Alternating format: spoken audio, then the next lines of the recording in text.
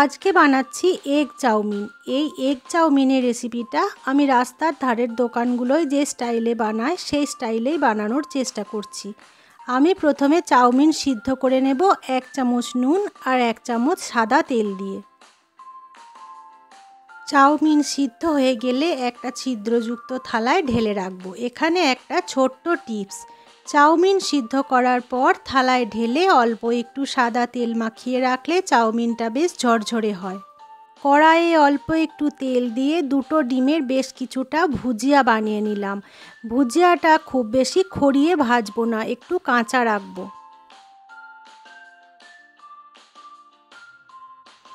ভুজিয়াটা তুলে নিয়ে কড়াইয়ে আবারও 4 চামচ মতো তেল দিয়ে সরু সরু করে কাটা গাজরগুলো ভেজে নেব। এবার দিয়ে দেব কুচি কুচি করে কাটা বিনস, একটু নেড়ে চেড়ে দেব সরু সরু করে কাটা পেঁয়াজ আর ক্যাপসিকাম।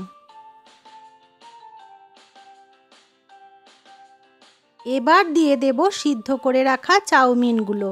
চাউমিন সিদ্ধ করে জলটা ফেলে একটু সাদা তেল মাখিয়ে রেখেছিলাম। দেব 1 চামচ গোলমরিচ গুঁড়ো আর একটা ছোট প্যাকেট ম্যাগি মশলা। একটু নেড়ে চেড়ে 2 চামচ সয়া সস দেবো।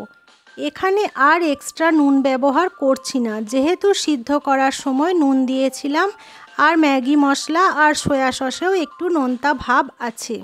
এবার খুন্তি দিয়ে চাউমিনটা উল্টে পাল্টে বেশ ভালো করে মশলা আর সবজির সাথে মিশিয়ে নেব। দিয়ে দেব ডিমের ভুজিয়াটা আর 2 চামচ মতো পাতিলেবুর রস।